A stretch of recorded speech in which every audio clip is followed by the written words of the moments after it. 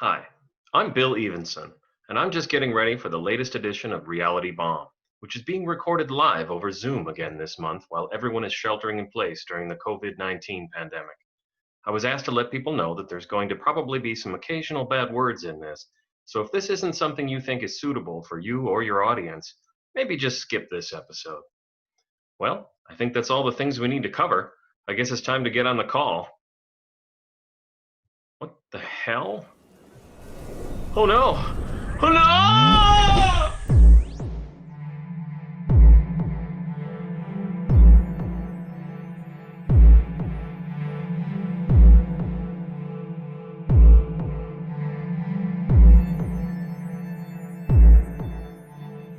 On this edition of Reality Bomb, we're talking about the great stand-up and cheer moments in Doctor Who. We're looking back on a forgotten Doctor Who animated webcast with a forgotten Ninth Doctor. And can you name this scene from Doctor Who? All this and much, much more on the 80th edition of Reality Bomb, recorded live on Zoom. It's the podcast that's still sheltering in place. Welcome all to this special episode of Reality Bomb. We're back for another fun time on Zoom. I'm Joy Piedmont. And I'm Graham Burke. We want to introduce the people who will be with us for the next hour or so. So returning this month is our dear friend from Head Over Fields and the doyen of many, many of our comedy sketches. Say hello to Kim Rogers. Hello, Kim. Hi, Graham. Hello. Hi, Joy. Hey. What are you drinking there, Kim? Some cheap Sauvignon Blanc, Excellent. aka like what's 90% of my bloodstream since March 17th. That sounds absolutely perfect. Also returning is Reality Bomb's emeritus producer, the original scruffy McTight jeans, the one, the only, Alex Kennard. Hi, Alex. Hi. Gonna change these glasses now. The effect was had. Excellent. How are you guys? We're good. What are you drinking? I'm drinking a lovely bitter by Driftwood Brewery in Victoria called, and I love this, Naughty Hildegard.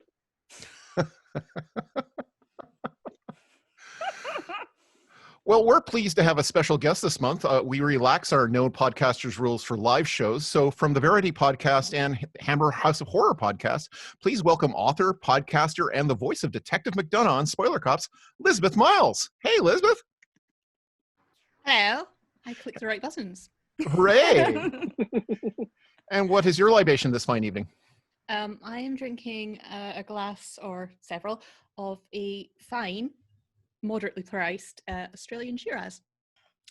Finally, a good friend of mine who I hope will become a good friend of you all. Please welcome to Reality Bomb actor and Doctor Who fan, Sanjay Lago. Welcome, Sanjay. Hello. Hi. Hi. Now, what are you drinking on this fine evening?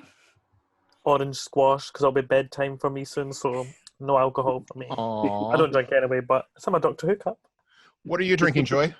Oh, I have cider. It's a local brewery. I don't know what you call cider places, but it's called Citizen Cider, and it's very good. And it's in my nice, cold cup, whatever. Oh, cool. Very cool. I am having a very lovely. I have it right beside me. Actually, I have this fine bottle of Macallan, which was given to me for my birthday by a friend. And You're drinking straight from the bottle? No, I'm not. No. I'm drinking out of my Reality Bomb mug. So I am both on brand and enjoying this delicious beverage. Amazing. Now, is everyone excited to be here? Always. Absolutely. That's definitely a word I have heard. Wait, Graham, what happened to Bill Evenson? I don't really have no idea. He's supposed to be here, but he's not. Who knows? Well, why don't we get started, folks? It's time for us to stand up and cheer. You don't have to take this crap. You don't have to sit back and relax. You can actually try changing it.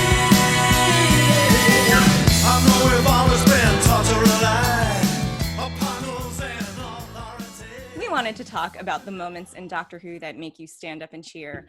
the moments that get you on your feet, the moments where you're completely excited, moments like this. No, sir. Ah! All 13! Look at me!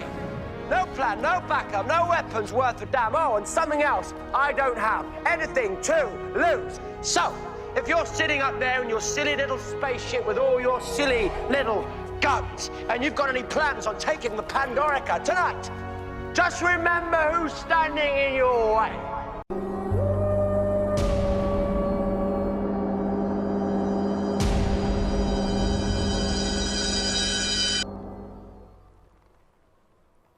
Hello, Sarah Jane. Oh, come on, Doctor, catch up. You can do it. Oh! That's my name, and that is why I chose it. So satisfying. Doctor, I did say look for the spy master. Or should I say spy master?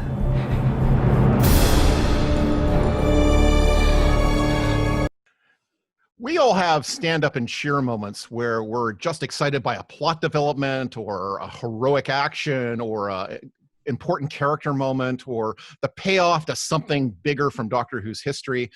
So we decided that we'd ask our friends assembled here today to bring their favorite stand-up and cheer moment and tell us why. So Alex, we're going to start with you. So we're going to play your clip that you've selected, and yours is from the webisode The Night of the Doctor. Help me, please. Can anybody hear me? Please state the nature of your ailment or injury. I'm not injured, I'm crashing. Don't need a doctor. A clear statement of your symptoms will help us provide the medical practitioner appropriate to your individual needs. I'm trying to send a distress signal. Stop talking about doctors. I'm a doctor. But probably not the one you're expecting. So Alex, my God. Yeah. So Sorry, maybe can I just say, yes! Anyway. So why was this your stand-up and cheer moment? Anybody who has listened to Reality Bomb for, well, how long has it been since I've been on as a regular person? For a 6 long years. time. Yeah. 6 years. Okay, so anyone who's been listening to Reality Bomb for a long time will know that I have a very special place in my heart for the Eighth Doctor. And really, to be able to turn on a webisode that I had avoided all kind of whispers about beforehand, and then see him. That's all you need to say, really. Yeah, I can't really. say anything more than that, really. And also see him without that wig. All his own glorious hair. Amazing. Well, Liz, you brought a clip from The Big Bang, so let's play that. Amelia? Sorry, but shut up, please. There's someone missing. Someone important. Someone so important. Amy, what's wrong? Sorry. Sorry, everyone. But when I was a kid, I had an imaginary friend. Oh, no, not this again. The Raggedy Doctor. My Raggedy Doctor. He wasn't imaginary. He was real. Psychiatrists we sent her to. I remember you. I remember! I brought the others back. I can bring you home too. Raggedy Man, I remember you, and you are late for my wedding!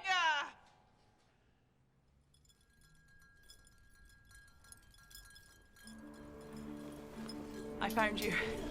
I found you in words like you knew I would. That's why you told me the story. The brand new ancient blue box. Oh, clever, very clever. Amy, what is it? Something old, something new, something borrowed, something blue.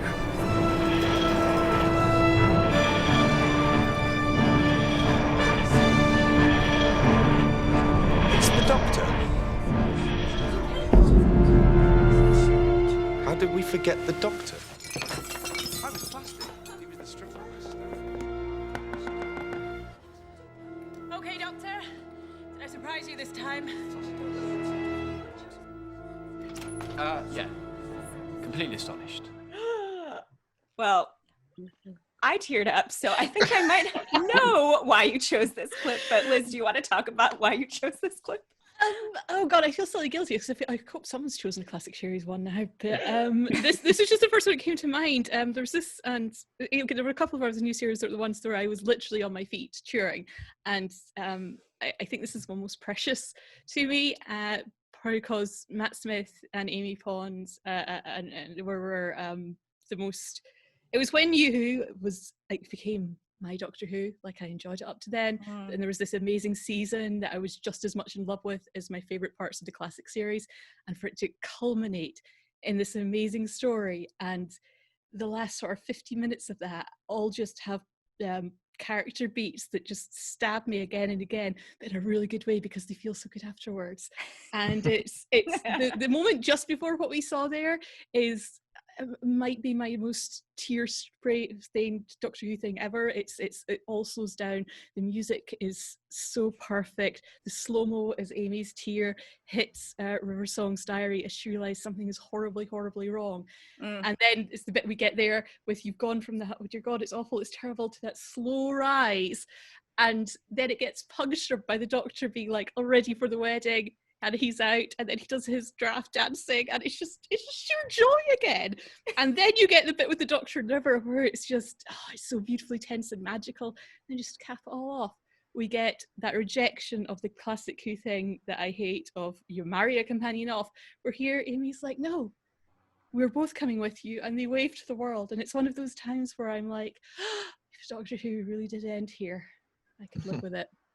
And it's just that's yeah, any one of those bits in it, because I had to stop cheering at some point when I was watching the first time, because otherwise I wouldn't catch what was going on, and you just can't sustain that level of cheer for 15 odd minutes. But god, yeah, her just leaping over the table and running for it, it feels so good. It's amazing. And I haven't watched The Big Bang in years, and I have to say it was just electric. I mean, Karen Gillan is so amazing in that scene.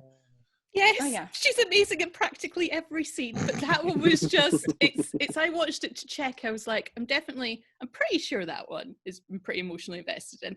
Went and had a watch, got through from about there to the end, and it was like, oh, I'm a freaking mess now with tears and snot, and I'm going to have to go do nothing for half an hour because I'm just too emotionally wrought now. So, as an actor, I don't know how she lets that like single tear just like sit like right on the edge of her eye for like so long, and just like, no, it's amazing. Good choice, Liz. Now we're going to play a clip from Sanjay, and his is from The Family of Blood. Then tell me, in this fairy tale, who are you? Just a friend? I mean, you haven't got a rival, as much as I might. Just his friend. And human, I take it? Human, don't worry. And more than that, I don't just follow him around. I'm training to be a doctor. Not an alien doctor, a proper doctor, a doctor of medicine. Well, that certainly is nonsense. Women might train to be doctors, but hardly this Scythian, hardly one of your colour. Oh, do you think? Bones of the hand. Carpal bones, proximal row, scaphoid, lunate, triquetral, pisiform, distal row, trapezium, trapezoid, capitate, hammock. Then the metacarpal bones extending in 3 distinct phalanges, proximal, middle, distal. Well, you read that in a book. Yes, to pass my exams. Can't you see? This is true. So Sanjay, what was it about this scene that had you leaping to your feet? I think for me, so I came into Doctor Who with New Who, even though I kind of knew what it was, I'd never really watched the classic series. And then Martha being the first ever companion of colour, I think was quite a big thing for me. And then this scene, it just showed for me, we don't get educated a proper history about world wars, and that we don't know about people of colour that fought in the wars. Then we had this companion come in who had a pretty rough deal in the whole 2 episodes to finally just have her moment to be like, yep, I'm a doctor, I'm a person of colour. So I think for me, it was just that thing of going, yeah, show the white people that, yeah, you are a doctor, you can do it. I just kind of felt this power in me going, yeah, that's so true, there were people like you. So, yeah, I kind of felt like this solidarity on her side. And it's just really empowering to watch. And then she was also, thanks to Martha, there's been other actors of color come into Doctor Who, but all kind of started with Martha. So I kind of feel like very linked to her, that she kind of opened a wave to be like people like me to be able to be a part of it if I want to, fingers crossed. So yeah, I also just feel like really a lot of anger like with Martha to just show her like, ah, yes. Yeah, I think it was also tears, like, unlike Liz's tears that were like sad, mine were like, or like happy for Amy. I was just really happy for Martha getting her point across in such a great way as well. Yeah. See, I'm passionate about it. That's what we're looking for. It is such a great Martha moment, and she really sells it. I mean, gosh, to learn all of those bones. Yeah. I mean, it's hard to memorize things, and she just is amazing. Kim, you brought a clip from Flatline. Yeah, I did. I tried to talk. I want you to remember that. I tried to reach out. I tried to understand you, but I think that you understand us perfectly. I think that you just don't care. And I don't know whether you are here to invade, infiltrate, or just replace us. I don't suppose it really matters now. You are monsters! That is the role you seem determined to play, so it seems that I must play mine. The man that stops the monsters. I'm sending you back to your own dimension. Who knows? Some of you may even survive the trip. And if you do, remember this. You are not welcome here. This plane is protected. I'm the Doctor. And I name you the Boneless.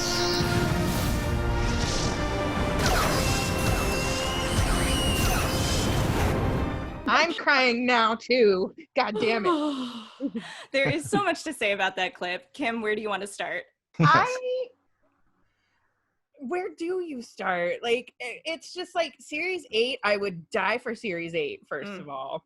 What I love so much about series 8 and like Peter's like early episodes is that like he knows he's the Doctor, but he's going through this whole identity crisis, the whole like, am I a good man? Like questioning his morals, using Clara as like his moral compass. And for me, that moment where he's like, I am the man who stops the monsters. It's like when he found himself like in that moment. Like for me, I remember watching it and I like fell off the couch because I was just like, he's the Doctor. Like that's his I am the Doctor moment to me. And it took so long for him to get there. And it's like, not that he didn't have heroic moments before then, but it was like, this was the first time to me that he knew that he was like the hero. And Clara's so proud of him. The way she just like tosses that sonic screwdriver, just like she's like, yeah, boo. Yeah, you know, and just those two Jamie Matheson episodes back to back are just like something else. Yeah, and, bangers. I would die for both of them. It's amazing. So Joy, you picked a moment from this past season of Doctor Who, and so here's a moment from Fugitive of the Judoon.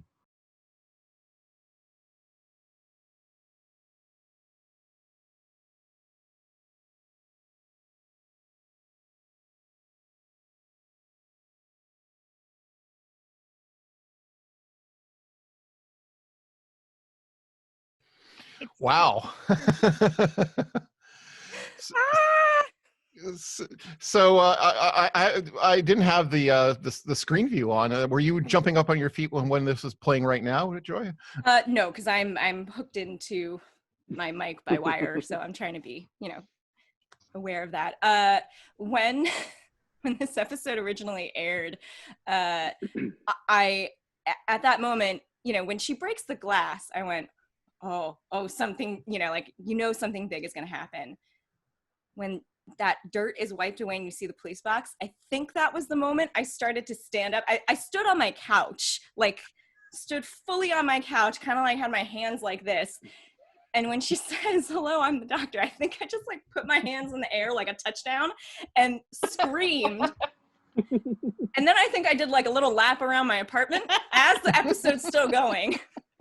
And then I kind of came back and I didn't sit down again. It was a full 15 minutes of just standing like this and then pacing and looking around. It was so triumphant for so many reasons. It was basically the moment in Hellbent when the general regenerates, that was like a moment when I kind of like I punched the air and I screamed and I was very happy. This was that on steroids, because for me it was probably what people felt like when they saw that Jodie was cast. Like I saw that and I thought, oh, now the door is finally open. Like now it's really open for anybody to be the Doctor. And it was so emotional. I mean, I was like running around and screaming, but I was also crying, and like it's a lot of feelings going on in my apartment, my poor cat. And most meaningfully for me, it was just that it was like, oh, finally, we're taking this huge step. And, you know, even though she is not necessarily the Doctor in the way that, right, like she doesn't have a number, we don't even really know that much about her yet still, but it's incredible. It's a really important step. And even more than that, you know, Jo Martin is a woman of color who's not an ingenue. She's not, you know, like a young 20-something. She is beautiful, but she looks like a real person that you might know in your actual life.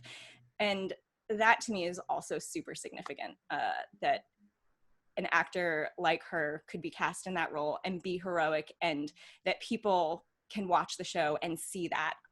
It just means so much. And she's awesome. I love how like grouchy she is, and her costume, the whole thing. I love her. Oh, gosh. Wow. I have no idea how you transitioned to asking me about my moment. So maybe I ask myself about my moment. Graham. No, I got you, Graham. Graham, what's your moment? Graham, tell us about your moment. Thanks. Well, gosh, thanks for asking me that, Kim. I appreciate that. My moment actually is a bit counterintuitive to the rest of yours, because I originally wanted to try and come up with a moment. I have a bunch of moments from the modern series that I really love and would have liked, and a few of you already caught a couple of them. But Joy asked me about a moment from the classic series from when I was younger. So I thought back to my first ever stand-up and cheer moment. So it's very, very nerdy. You're going to love it for that reason, Liz. And Get on with it! It's from Earthshock episode 2. Oh, fooey to you. Why? Get on with it. Let me see.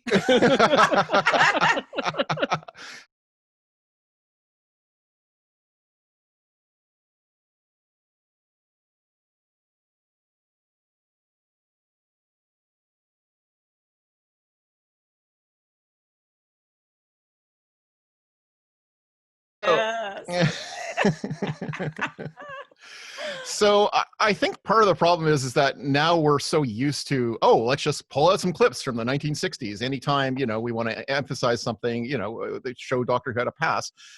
This was the very first time they ever showed a clip from anything. And well, you know, they showed some clips in Logopolis, but they had never shown clips from before a previous Doctor's era, and they never shown clips from the 1960s. So this is the first time I'd ever seen Patrick Troughton's Doctor, and this is the first time I'd ever seen William Hartnell's Doctor. And you know, we take this for granted because now we can go watch the Wheel in Space episode 4, episode 6, where this comes from. Like, you know, we can watch, you know, the 10th Planet on DVD. Like, you know, all these stories exist for us. But in those days, none of these things were in existence. So to suddenly watch clips of old Doctor Who come up to this nerdy 14-year-old fan, it was the greatest moment of my life. I have played. My friend taped it on his Betamax VCR, and we replayed that sequence again and again and again. So that is the OG stand up and cheer moment for me. I can't argue. Understand. No, I was exactly the same, except mine was Resurrection of the Daleks, when the Doctor's going back to his past companions, and I was like, oh, who are these people? I've never seen them before. Who's that? I must look it up. I must understand who they all are. I must eventually be able to get to see all their stories. It's like, yeah, that every time in Classic Who there was like some hint of some bit I hadn't seen yet, I was like, oh, must find out. I know.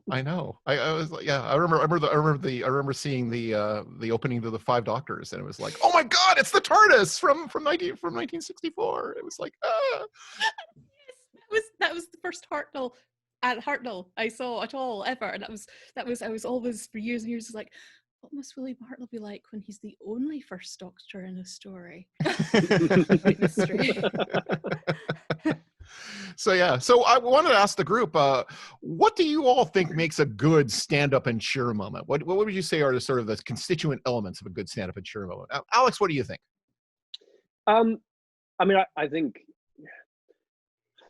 I suppose, I mean, there's a whole bunch of ones, obviously, but I think probably for me, it's there's a nostalgia or there's a personal resonance thing, you know, and whether that's linked to either nostalgia, a character that you really, really care about and you're really engaged with, or an ideological kind of function that you are very, very committed to. Like, as soon as that's kind of reflected back to you, I think that's, maybe you shouldn't have gone with me first, because that's probably not the one to go with. No, that makes total sense. I think that gets to the core of it. Yeah. But what else? What else makes that stand-up moment? Like, what's the thing that brings you to your feet? I mean, I could tell you what brought me to my feet with mine, but this is a family show, so. Kim, what about you? What do you think? What do you think? I love a good monologue. Like, I find that a lot of times the stand-up and cheer moments for me are just like somebody just like preaching, monologuing the hell out of, you know, pages of dialogue. Like, and it's a lot of time I think about like why I love Peter Capaldi so much is because I'm just like, you're watching this actor like deliver an operatic like aria, you know, when they're just like handed these scripts. I mean, Matt is so, I think of Matt in like Rings of Akatan with like, again, the single tear, just, you know, when he's like, take it all. And you're like, yes. You know, cause I love actors. I love watching actors act. And like, so for me, like just watching somebody just like do the shit out of a monologue, just like, I always will stand up like I'm in a theater and being like. Sanjay, as an actor, does that resonate with you? That idea of like just the big monologue?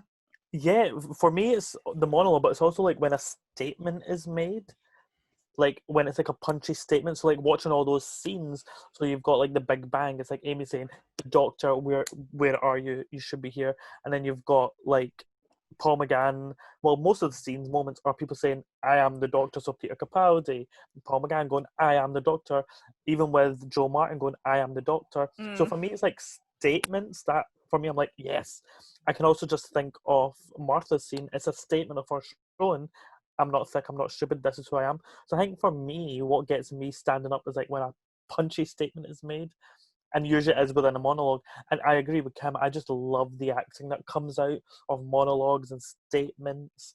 So I think those are my things. Yeah, monologues, but also big statements that you don't expect. So unexpected statements. For sure.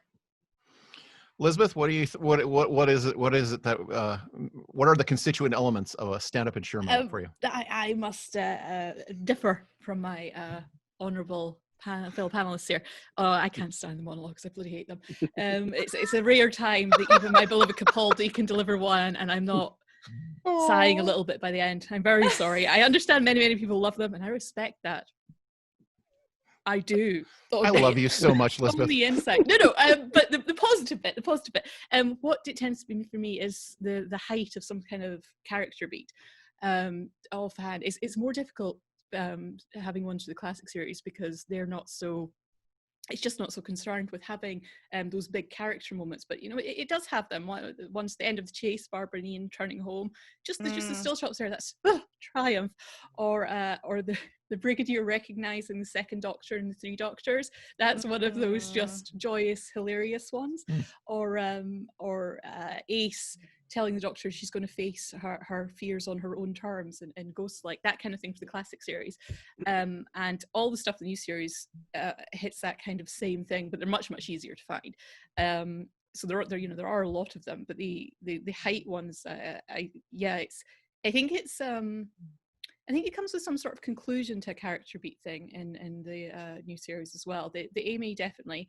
Clara and Ashilda going off in their own TARDIS at the end had me running around the room screaming slightly because I had no idea how powerful that would be to me. But seeing these two effectively immortal, brilliant women in a classic TARDIS stuck in a shape off to have adventures of their own was like, this is in my top 5 Yoo-hoo moment things there, and I have lots of feelings about it.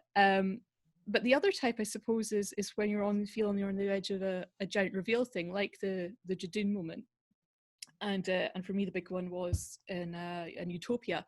Those last 15 minutes, you're basically holding back your screams / flail / you're trying not to breathe kind of thing. That kind of moment. So yeah, I think it's a height of a character beat, or realizing you're just tipping over into some big reveal that's about to make you just or possibly melt in horror, but one of those things. It was like when we all watched Spyfall together, and it was like 5 of us, and I'm so glad you're bringing we're up like this story. enjoying the shit out of it, and then like Sasha's face turned when she called him out about the sprinting. And it was like, and I like to compare it to, sorry if none of y'all watched The Good Place, but like, I like to compare it to that last moment of season 1 of Good Place where Ted Danson's face twisted when he knew that he had been caught. And like, I just remember all of us standing around and like collectively inhaling and collectively holding our breath and holding our hands, like standing up like we're a witch coven, being like, this is all true, by the way. It is. Joy was there. She can attest. Like, and just like all of us, and then just like when he said spy, long ellipsis, master, like I'm surprised Rachel's neighbors didn't file a noise complaint. We were screaming. No care for neighbors at all. And actually, my favorite part of that moment for us is we're all screaming, and like we stood and we have that moment. Once we sat back down, I turned to Sage, and she turns to me at the same time. She just looks and goes, "We get to keep him." Well, he is exceptionally pretty. Very, very pretty. We were all so happy, but like those are the moments that like remind me why I still watch this show, and when they pull it off. And it's also just like watching Villa Diodati at Galley with everybody. Like, it's those moments where you're just like, I mean, I have that one picture of Genevieve like clawing her face off. Because it's like doing the show, when they manage to do the unexpected, that is like genuinely surprising. It's why I will be like bitter until the end of time about the reveal of John Sim happening ahead of time, because like that would have been a moment that I would have named. Yeah. They ruined it. Yeah, So. I watched that with other fans. 2 of them were Eric and Stephen, who, unbeknownst to the other people in the room, had watched that episode earlier in the day. Didn't tell anyone. And it was only once the reveal happened that we were like, why weren't you surprised? Oh, we'd already seen it about 5 or 6 hours ago. Fucking Canadians, am I right? Up until then, I trusted them, but after that, I learned the truth about them. You really shouldn't trust us. I'm sorry. Yeah, I know that now. I'm also just thinking, like, going back to the Masters, the Sacha Darwin moment, and then also having Joe Martin in this series, talking from like being in the UK and also knowing a lot of the Black and Asian circles of actors. It was such a big moment to have a primetime mainstream TV show actually open up doorways for other South Asian actors to be villains and other Black actors to be good guys in mainstream roles, because we don't really get that here, in my opinion. We don't see people that look like me or look like Joy in mainstream roles. So to have a family show that people like me can be a villain, I noticed with a lot of friends, opened up a lot of doors. And I think that's what I love about this show, is it gives a lot of those moments that open up doors for a lot of other people to come in and join. It has been very exciting. And, we've shared a couple of them, but are there other stand-up and cheer moments that any of you have felt during the past season or so on Doctor Who? What happened the past I season? mean, there's the moment in Fugitive of the Jejune, the other moment. I was just about to say that. Yeah. Because the minute that voice happened, suddenly I was literally shaking on the couch, like, no. It's like something to be said about that episode that like you don't talk about the return of Captain Jack. Oh, Harkness. Yeah. Oh dear God, I'm just completely blanking. It's just because I'm not very good at remembering things I've only seen once or twice. And we thought it ended there. Yeah. Like, and I remember some people, I luckily didn't get spoiled, but I remember some people, friends that got spoiled on Jack, and then we were like, no, really, just wait. Keep watching. Yeah. But yeah, I agree, Alex. The moment you hear that voice, I like sat straight up and was like, no. I had a double thing where, because I hadn't been spoiled either, and I started shaking like, no, it's going to happen. But then also a voice came off of me that said, if it doesn't happen, I'm going to burn the house. If this is a trick. Oh dear. He means business too. I just want to check in. Alex has destroyed. There's more residences out of. He's definitely Canadian. Yeah. No, I'm English. Living in Canada. Living here just makes me untrustworthy. That's all it does. Oh, okay. I thought it like made you Canadian. It like seeps in, so you get that. Only the untrustworthiness. Okay. Only the natural Canadian untrustworthiness is the thing that seeps in. Gotcha. I felt like the whole of Villa Diodata kept doing that to me, just because there were so many great little moments. So it was like little going yays all the way through, and that was such a good episode to watch. I think that's the one I've watched 4 times from that season. It's the only one I've done. I felt the urge to just watch over and over again because I loved all the little jokes. It just made me think of another moment that kind of always gets me. Was so coming up with starting when New Who started, I didn't really get the concept of so Rose is gone, okay, then someone else comes, Martha's gone, what is this? I really don't get this show. But I still really loved it. And I think a moment for me that makes me stand up also is Journey's End, when they have everybody in the TARDIS, but they also have like the Sarah Jane adventures, they have Torchwood, they have Martha's family, Donna's family. I think that also for me cemented up this show that they might come and go, but they're always connected. And I think I also kind of see that with me and my friends, that we might be all in different places, but we're all connected in one big friend circle. So every time I see that, I'm just like, yay. And I think that also cemented that, yes, they do leave, but they're still there. So yeah. It's also kind of the definition of what's so good about a Doctor Who convention as well, right? God, you guys, stop it! Yes. It's too early. It's not Reality Bomb if we don't end up crying. Not in Scotland. Time for me and Liz. Well, these have been great reminders of what excites us about Doctor Who, and there are a few episodes that I think we'll all want to come back to sometime soon. Thank you, everyone. And what are your stand-up and cheer moments in Doctor Who? Join in the conversation by sending us an email at realitybomb@smallstopproductions.com, commenting on our website at realitybombpodcast.com, or talking to us on Facebook or Twitter. Our handle for both is realitybombpc. That's all one word.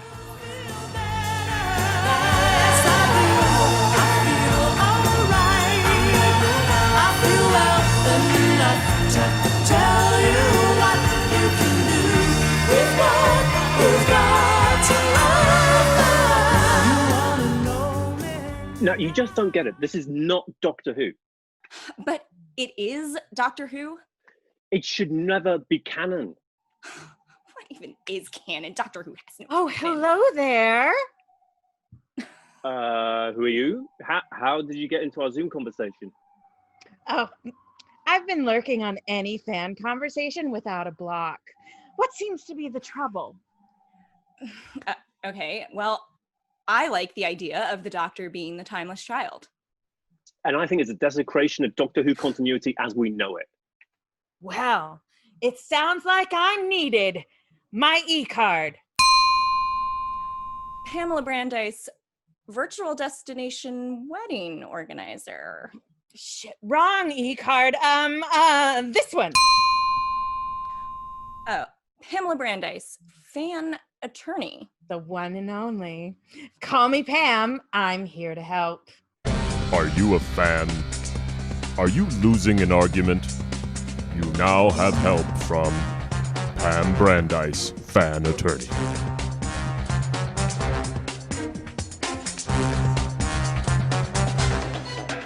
I'd like to call this special Zoom tribunal to order. Before the recess, Mr. Andover was finishing his examination of the witness. Thank you, Your Honour. Curtis, can you tell us how Doctor Who betrayed you on the 1st of March 2020? Objection. The question is misleading and argumentative. It is merely a statement of fact. And full of shit. Miss Brandeis, you'll maintain some decorum. This may be a Zoom call, but it's still my court. In an unknown jurisdiction, but we will follow the law. And Mr. Andover, you've also crossed a line. The objection is sustained. I'll rephrase. Can you tell us where you think Doctor Who went wrong? It's this bloody timeless child. The Doctor is some kind of immortal, like it's Highlander. Objection. Unnecessary 80s film reference. I'll allow it. Thank you, Your Honour. It was thoroughly established that the Doctor was a Time Lord and that he or she had 13 lives. Now, all of a sudden, all that continuity just goes right out the window. And all for what? Objection! Speculation! I will ask counsel to refrain from imputing motive on behalf of the showrunner or showrunners. Of course. Nothing further. Do you wish to cross-examine the witness, Mrs. Brandeis? No, Your Honour. I wish to call for a mistrial. A mistrial?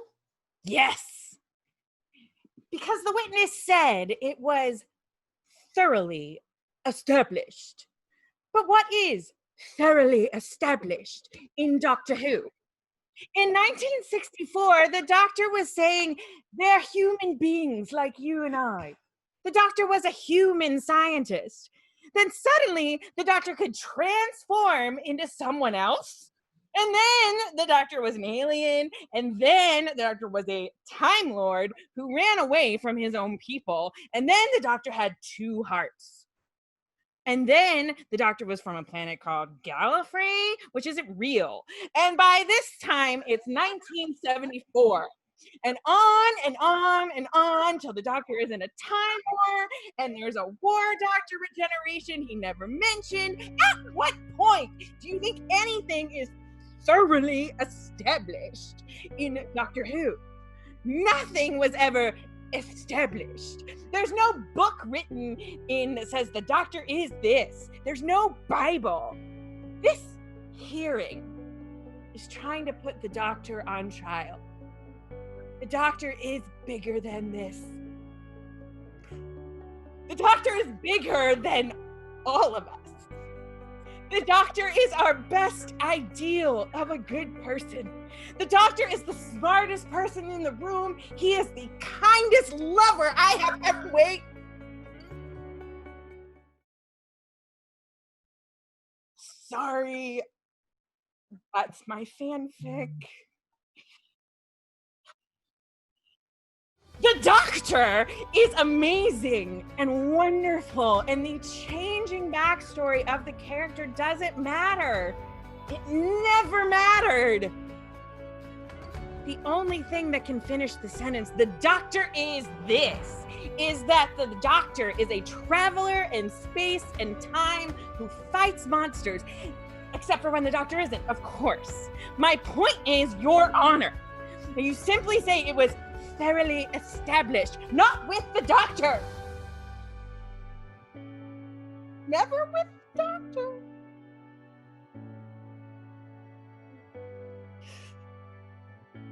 You must declare a mistrial. Ms. Brandeis, that was perhaps too prosaic, but nonetheless, I must agree with your version of the facts. There are no facts, and there's no way this should be on trial in the first place. Case dismissed. That's not going to stop me. I'm going to YouTube. Thank you, Pam. was well argued. But Pam, didn't I hear you say that the Timeless Child was a terrible idea designed to push retroactive Funkos? Hell yes. It's one of the worst ideas ever. But my client is entitled to love those terrible ideas. All Doctor Who fans are. Next time on Pam Brandeis Fan Attorney. This may be the hardest case I've ever had to fight because it all comes down to talking about missing episodes. Pam Brandeis Fan Attorney was performed by Kim Rogers, Sanjay Lago, Elizabeth Miles, Alex Kennard, and Joy Piedmont.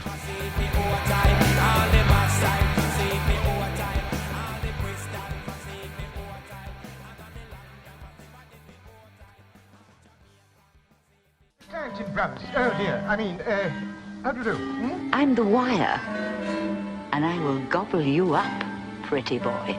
Well, well, well. Daleks without the power to kill. How does it feel? Keep away! Keep away!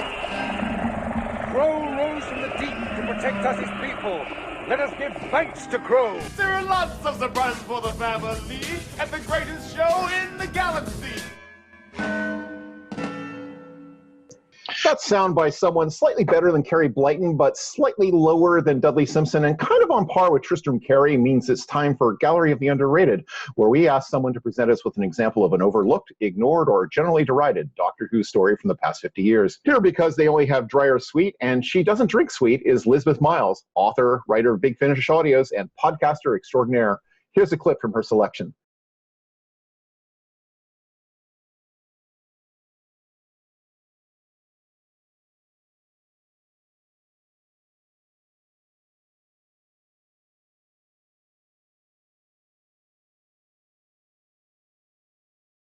With us to talk about the 2003 BBC I webcast cartoon Scream of the Shalka featuring Richard E. Grant as the Doctor is Elizabeth Miles. Well, hello, Elizabeth. Hello. Greetings. Welcome to Gallery of the Underrated. Oh, thank you. I've been wanting to hear for a long, long time. Ever since someone said that Rebus Operation was underrated. I had a feeling you were going to bring that. So for the benefit of many people who haven't heard of Scream of the Shalka, perhaps you could explain briefly what it was. Well, a long time ago in a galaxy somewhere near BBC studio things, when Doctor Who was a faint, distant memory and nobody thought it really would come back, the BBC commissioned a web story. There's episodes, they're very short episodes, and it was to be online, flash animated, and possibly the start of a whole exciting new Doctor Who series, but online. Unfortunately, before it could come out, someone announced that there was in fact going to be a new teleseries. So that really helped out from the very start that it was broadcast a month or two after that announcement. And so bizarrely, it didn't continue on. And one delightful thing I remember about that time, and I think I still have it saved in an old computer somewhere, is that, and I feel terrible because I bet I know them now, but whoever was running or editing the BBC Doctor Who website at the time was very, very unhappy. And they popped up a banner on the website that lasted for a few hours of, no one ever tells us what something is going on. And I saved that to an old computer as a memory of that time. Someone got very angry with the people who would bring back Doctor Who. That's a good explanation, isn't it, Graham? I see no flaws in it. But yeah. Absolutely none whatsoever. Thank you. I appreciate that. Now, if there's ever an entry in the Gallery of the Underrated that counts as ignored, I would have to say it has to be Scream of the Shalka, because everything about it was, as you say, completely overshadowed by the announcement of that Doctor Who was coming back to the screen. So why do you think Scream of the Shalka shouldn't be ignored? I think there's levels to Doctor Who canon. I think the TV series is canonical. It's the sort of the main doodah that we all take our information from first, and with the most recent version of that information being the correct one at that time. And then there's sort of the the extended canon bit of the books and the comics, and pick and choose bits what we're doing. But even they contradict each other. But you make up your own stuff in your head. You ignore the bits that you think are terrible, anyways, and you embrace the bits that you love. Big finish. Should I be? Yeah, you can. It's fine. It's all fine. And then there's all the bits of delightful ephemera that most people tend to consider to be not canonical, which fair enough. It doesn't. You really would struggle to fit it into anything. And some of these are the absolutely marvelous and delicious Peter Cushing movies. Others are the stories on the side of ice lollipops, and that's where Shalka fits into for me. And for me, it is. And this hurts because this is a mission I only had to make recently because I was forced to it on another podcast. But my favourite bit of this ephemera is not the Peter Cushing movies. I have betrayed Peter Cushing. Oh my. Because in a choice between Shalka and those movies, I will pick Shalka. It's a fascinating thingy of what could have been, of a whole bunch of ideas of restarting Doctor Who after a decade and a bit. Very few of which transferred into what actually happened, but it's a glimpse into a little alternate reality and the kind of stories and characters and version of the Doctor that we could have had. And it's fascinating to contrast that with what we got. The end, very similarly, we have the Doctor with his companion from that episode, in this case Sophie Okonedo, who went on to be Elizabeth the 10th, 100th, Blizz, non-terrible in oh good lord, in Doctor Who. But at the time she was very early on in her career, and she said goodbye to her boyfriend that she was planning to split up with at the end of the story, and went off with the Doctor and the Master and the TARDIS in a scene that actually I think is slightly better than the one in Rose, because it isn't absolutely horrible to the boyfriend, although the boyfriend is nowhere near as good as Noel Clarke. But that little bit aside, there's some fascinating comparisons in that the Doctor here is given added emotional depth as well. But instead of this whole planet blowing up, he blames himself for the death of one or more previous companions. And that's what's messed him up. And he's being chucked around by the Time Lords on missions, which I thought was an interesting idea. If you felt the need to, you couldn't just wander into all these adventures. And it adds a sort of backstory angst. He's being this unwilling agent for the Time Lords. So it's giving him some non-mysterious, some definitive added depth there, some conflicts, character conflicts that are just clearly going to be, should have been, God, I wish they'd been explored if it went to more stories. You have this amazing setup. You have the little hints of the background of what's happened. You have the little hints of emotional trauma.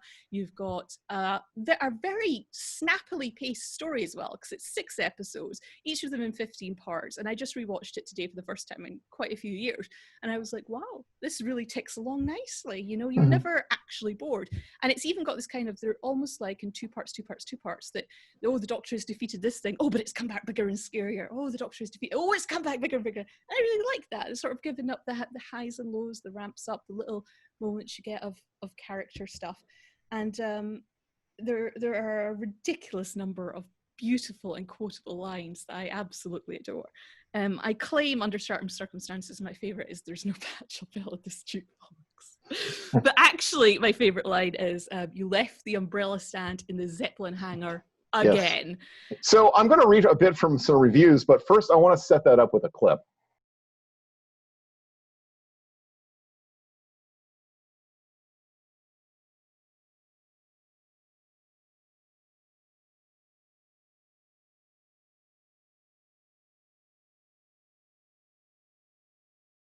So that's the clip. Now I want to read from a review. Now normally we get all kinds of learned, thoughtful people in, but I felt that if you're going to think less of someone, you should think less of me. So this is a review I wrote of Skin of the Shalka in 2012. What did you do? So this is what I wrote.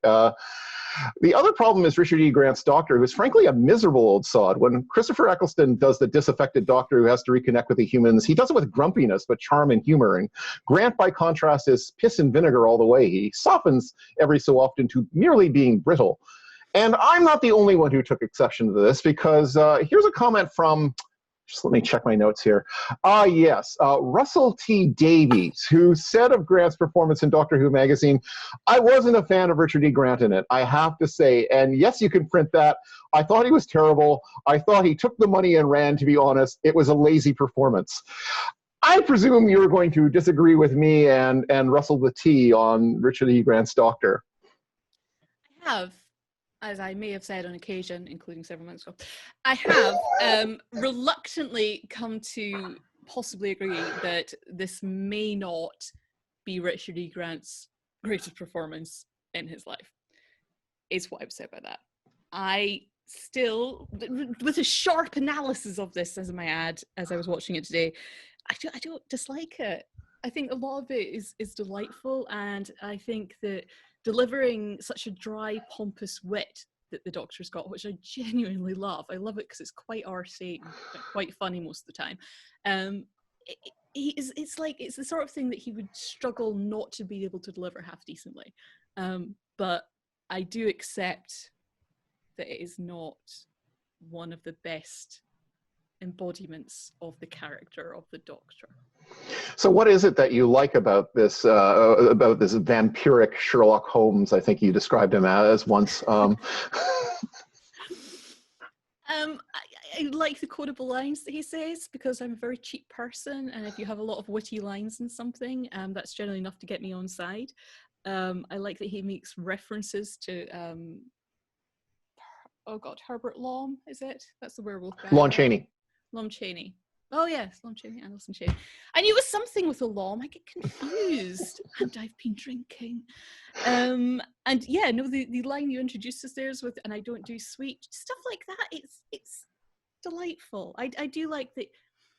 You talked about the Eccleston's Doctor there, and admittedly, even though Eccleston's performance is vastly superior, between those two sorts of very emo, thingamy-downs, emotional, repressed, asshole kind of interpretations, I feel like I'm a terrible person. I like this one better. This is definitely my more repressed asshole that I want to watch on the television. Maybe it's just the jacket. All right, well, I'm going to show one more clip.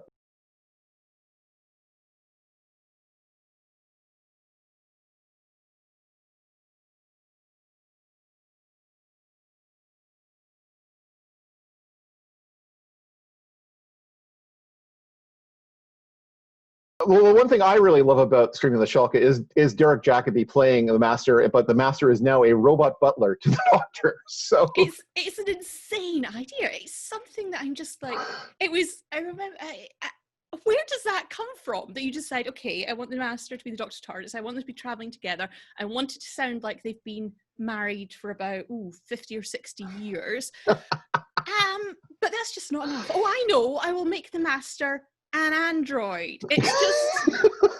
It's so bizarre that it's the sort of thing that I can't help but kind of love and hate at the same time. But it's the sort of thing that makes me so sad that it wasn't serious, because this is exactly the sort of, I don't know if it's any good or not, but it's something I want explored over the course of 12 to 13 episodes per year. They don't actually have to have adventures. They can just stay in the TARDIS and argue about whose turn it is to do the washing up. That's fine with me. But yeah, he does. The Doctor, Grant does get a lot of the really good lines as well, but the Master doesn't have a bad line, and the vast majority are just so beautiful. I did write a lot down. I did take notes. All of my notes consisted of writing down dialogue I loved, which I think is really super helpful for explaining why you like a thing, just quoting it all the time. But the joy with his, Doctor, you're alive! I mean, how dare you breach the craft of the glorious Shalka Empire?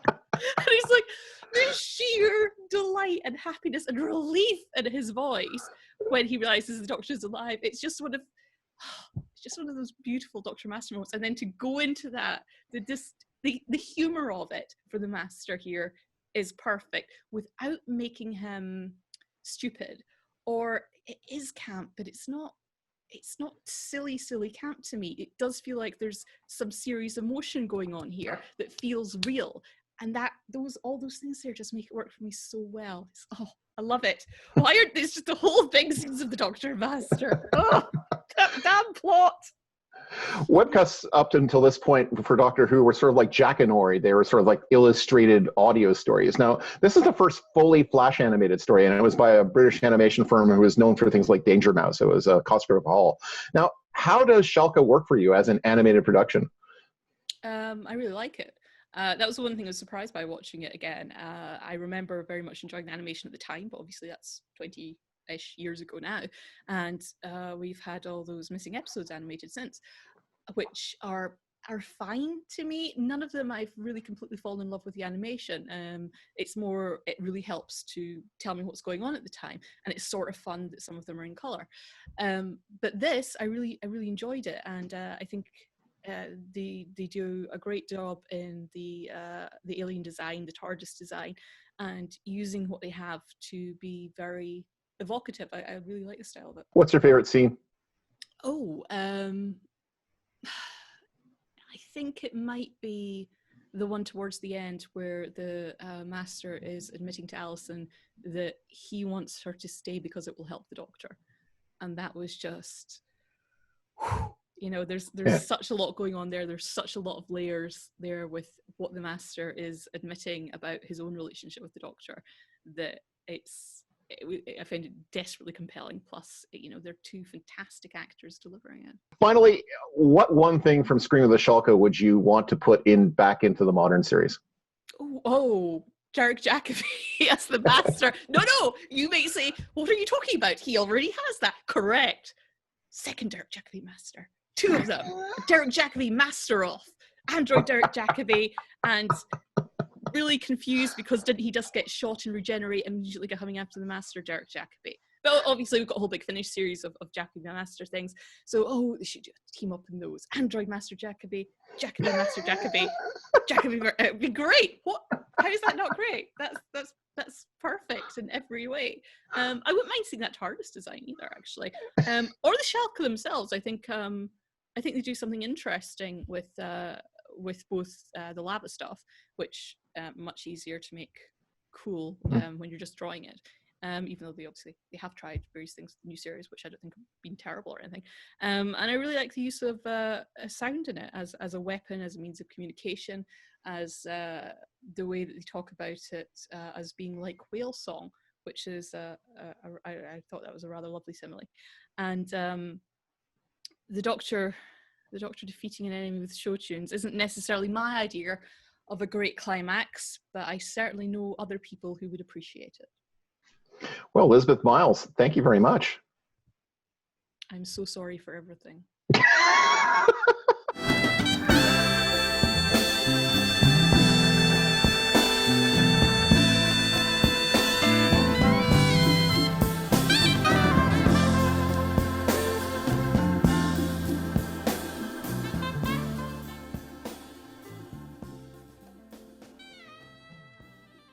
Welcome back. We are going to play a new game that I have shamelessly / lovingly ripped off from the brilliant Film Spotting podcast. We're calling it Reality Bomb Destroys Doctor Who. The rules are simple. Graham and I will act out a scene. And I should clarify, we are not promising TV-ready quality. Oh, hell yes. Oh, no. I need more wine for this. The panel's job is to identify the episode out of 3 possible answers. If you can name both characters in the scene, you'll get a bonus point. Your competitors will have the opportunity to steal if you answer incorrectly, so choose wisely. All right.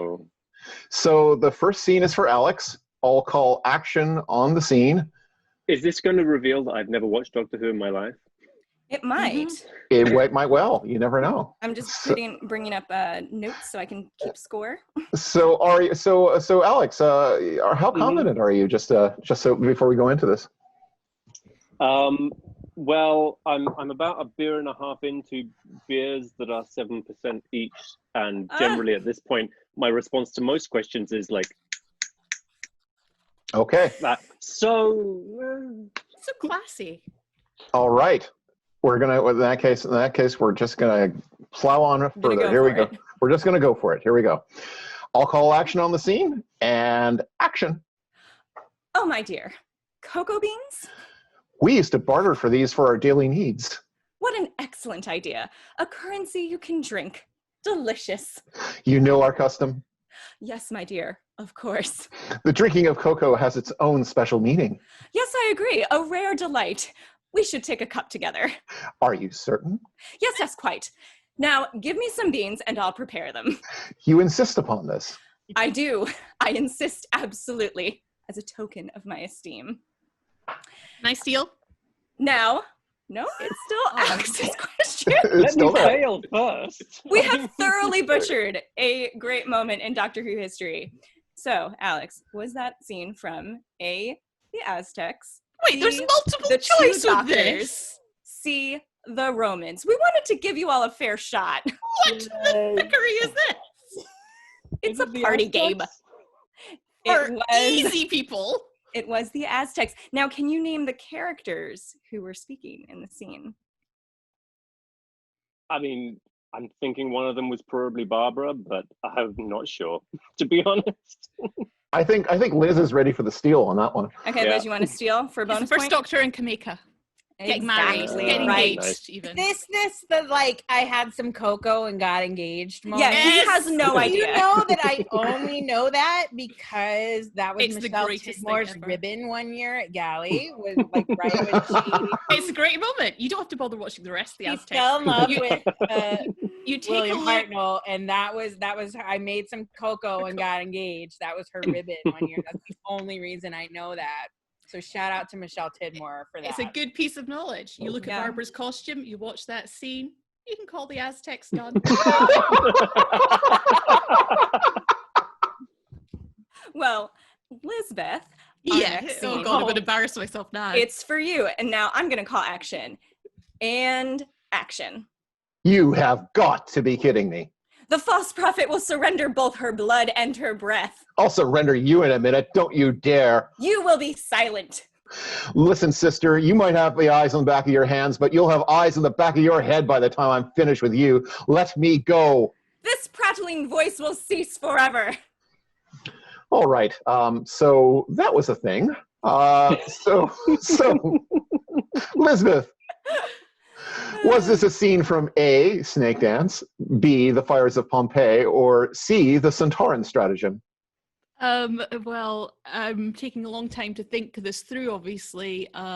Clearly that sounds a great deal like Centaurans talking to one another, but I'm going to take a crazy person chance here and go for, what is it again? Fires of Pompeii. Sorry, I'm sorry I'm being an ass. I'm sorry, I can't help it. It's the wine, it's the wine. Okay. Listen, we have no idea what level of lucidity you'll be at when you're all drinking, so we figure multiple choice is kind. Now, all can I'm you name saying the is, all I'm characters? saying is, I wasted my childhood watching this television show, okay? I wasted it. Now we know. Good to know. But can you name the characters? Yeah, it's Donna Noble and Sparina. Very nice. Oh, wow. I am thoroughly impressed. So am I. I read Jesus cast lists Christ. for fun. Wow. Okay. Great. All right. Well, Kim, the next scene is for you, and I'll call action and action. Where did you get that from? My pocket.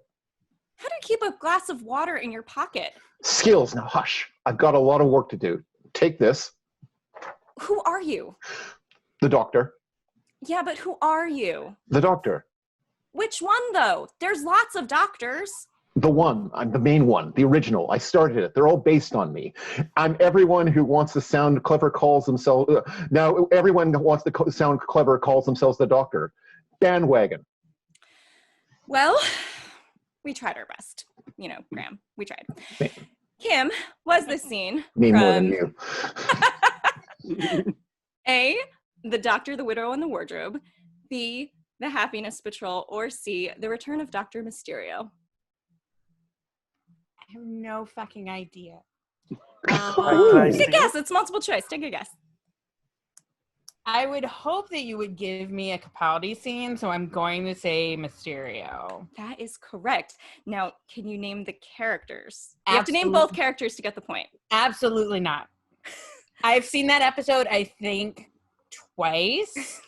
That episode is not that great, you guys. I know! It's fucking awful! Oh, wait, we're now at the point of like revealing our deepest, darkest secrets. I mean, I don't consider that a deep, dark secret. I mean, like, the best thing about Dr. Mysterio, I think, is Peter Capaldi's hair. His hands. Great in that one. His jackass And then the Pokemon Go joke. I agree with this. If I will watch any Capaldi, but for some magical reason, I forget it Dr. exists. Mysterio twice. Yeah. No, I forget that one exists. Like 100%. I do love the final scene with the like everything and Marie's river theme comes back. Yeah, it's good, but it's now a forgettable episode. Does anyone want to? If you had told me at the beginning of this, however long it's been, that I would hear Kim say, "I do not like a Capaldi episode," I would not have believed you. If you had, on the other hand, said, I would hear a comment that Kim made about Capaldi's hair, we're right back on track. So there you go. There you go. Okay, there's got to be one. There has to be one to prove that the rest are beautiful. The universe is please, you guys have, Alex, you've never been around me when I've talked about Series 10. Clearly. I don't think so. No. Yeah. I also, my confession is that I still have not watched season 10. So. Why are you on this podcast, Graham? Why have you two allowed him on this podcast? Oh, believe me, we had arguments about it at the time. Why? So. Why is this okay? It's done. We don't talk about it. It's not his turn. Meanwhile, can anyone name the characters we still have in a the point scene? up for grab. Yeah, it's the 12th Doctor and that like faux superhero, right? You don't get the point unless you can give us both names. No one knows it. And the annoying one. Garbage. Shame on all of you. Yeah. Can we not just call him like Baby Mysterio? I'm giving it to Sanjay just because he was the closest. All right. Well, Sanjay, I think you'll find I was the closest. I'll give Sanjay a half point. He said Baby Mysterio. I said annoying. You got closest. No, he got closest. Yay. All right. Well, last but certainly not least, this final scene is for Sanjay. I will call action and action. Whoops. You've landed on my chair. Sorry? You've broke my chair. Well, if you leave chairs around the place. This is my front room. Where's your kitchen? I just need to get some eggs to check the protein alignments in the goo. Ding dong. Oh, is that the intruder alert or mine? Another valiant attempt, I think. Not really. Well, Sanjay, was this scene from A, Resolution, B, Dinosaurs on a Spaceship, or C, The Lazarus Experiment? Not The Lazarus Experiment. Mm-hmm. I watched that recently. Oh, this is really hard. I appreciate the talking through, though. I like that. I like that. That's very Who Wants to Be a Millionaire. Very good. I'm gonna just, because you talk about eggs, and so it's Resolution. What's the other choice? Dinosaurs on a Spaceship. Oh, do you know what? I was actually going to watch that today and then watched The Town Called Mercy instead. Oh, that's a choice. I know. Yeah. I didn't watch the full episode in the end. I'm going to go with dinosaurs. No, I'm going to go with Resolution. Nice try. All right. Now, can anyone name the two characters in the scene? It was Resolution, right? It is Resolution. So is it the Doctor and Graham? It is the Doctor and Graham. Sanjay, you've redeemed yourself. You get a point. What's with this new Who bias going on in this quiz? Because I'm all for they it, though. know their audience. If they were to give me a classic Who scene, I would have told them to fuck off.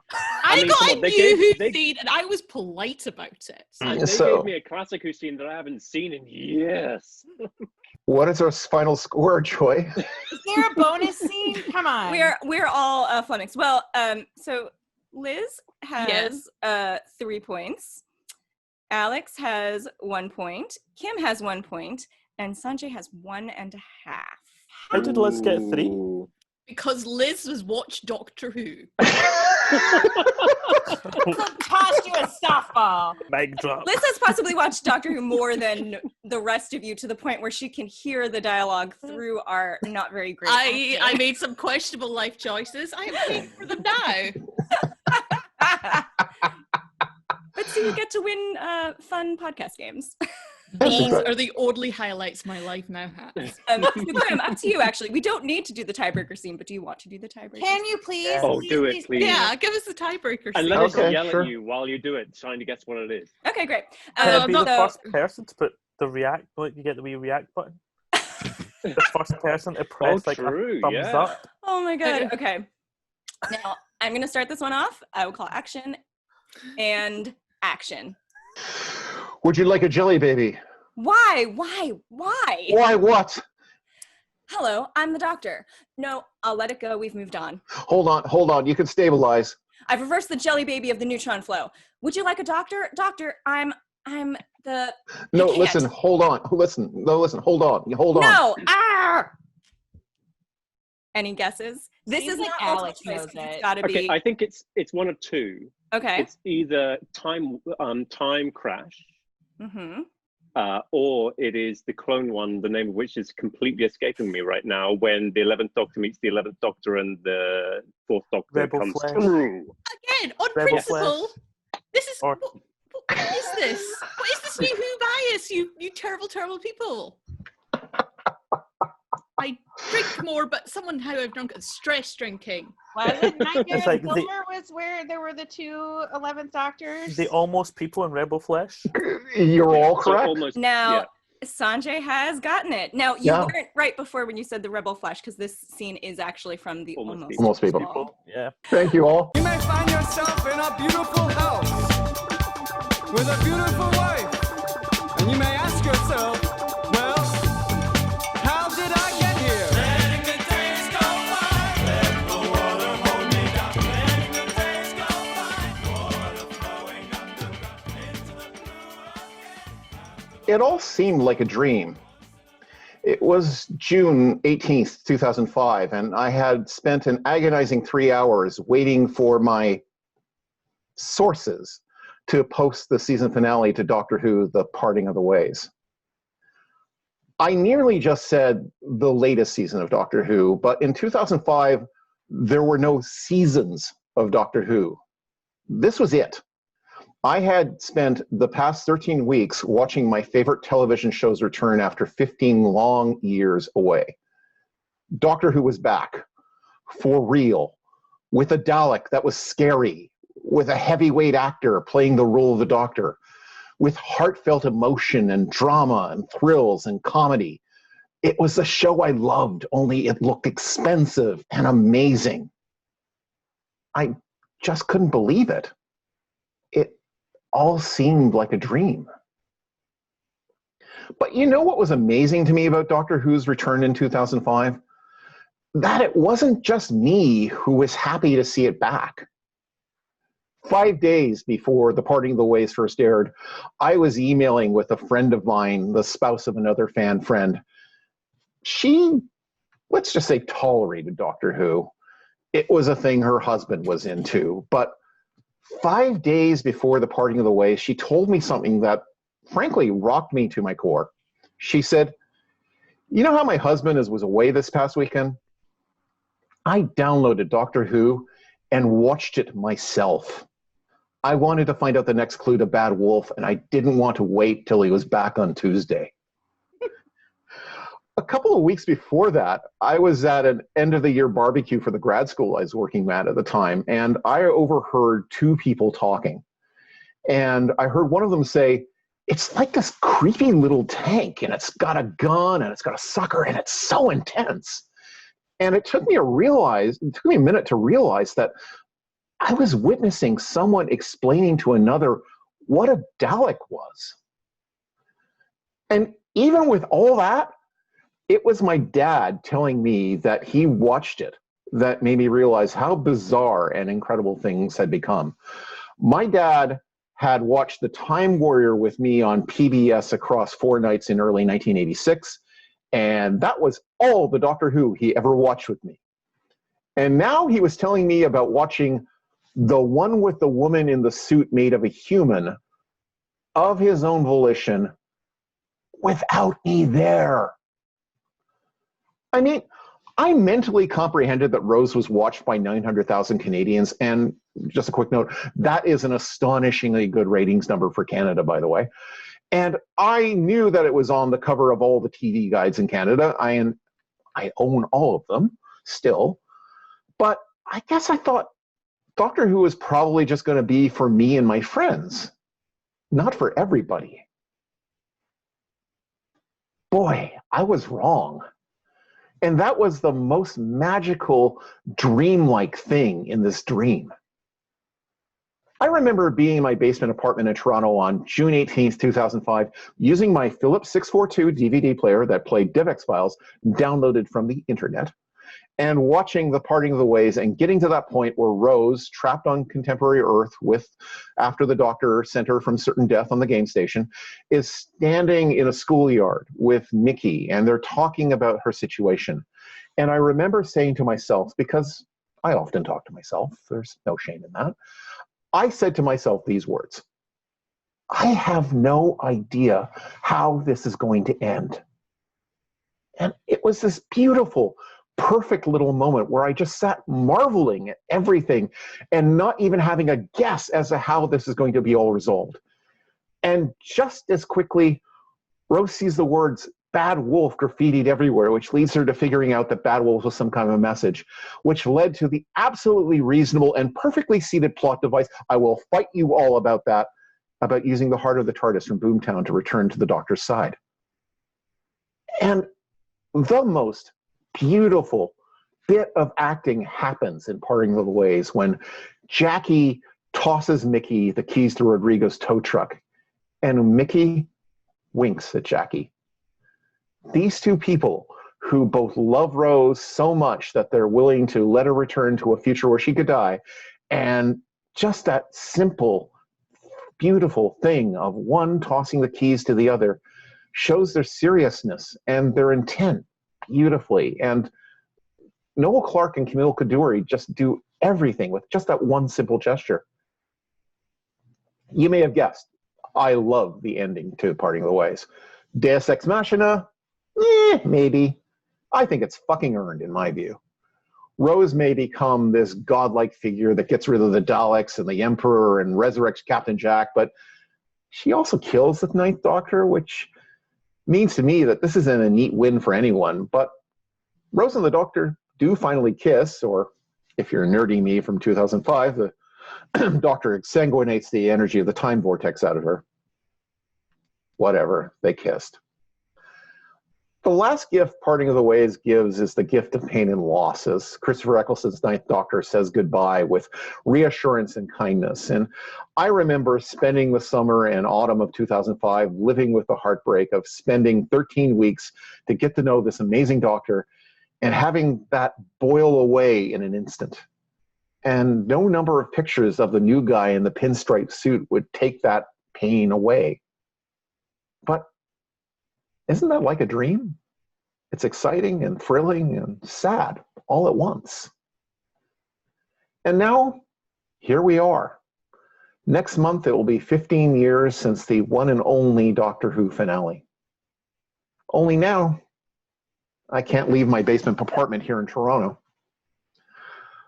The world is a bit like floor 1 on the game station, with the Daleks coming to exterminate everybody and Roderick complaining that he won and why hasn't he gotten his money. Last weekend, I finished watching that glorious first season again as part of a weekend rewatch of Modern Doctor Who I'm doing. Watching The Parting of the Ways, I remembered the world of that dream where Doctor Who came back in 2005, and it was for everybody, not just me. And I lived and died with every look Rose Tyler gave the Doctor. And I didn't know how The Parting of the Ways would end until the only possible way suddenly happened 10 seconds later. It all seemed like a dream. and it was nice to have that dream again.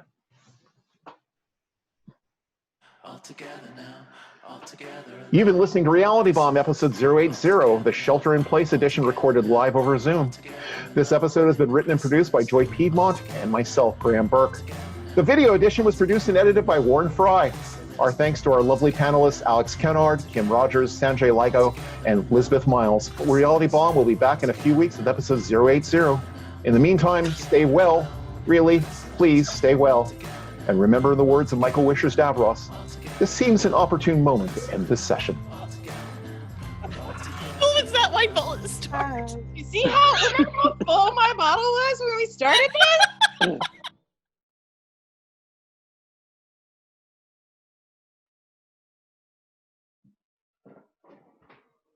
Hey guys, you won't believe what I've been through. I was thrown through a wormhole to a parallel timeline where they hunted podcast guests. You don't want to know what I had to do to survive. Seriously, I've done things I'd rather forget, but it's not so bad. Managed to get a copy of the Highlanders, episode 4. It's not a missing episode there. Of course, the doctor kills Jamie at the end of it, so that's a bit of a downer. Guys, is anybody there?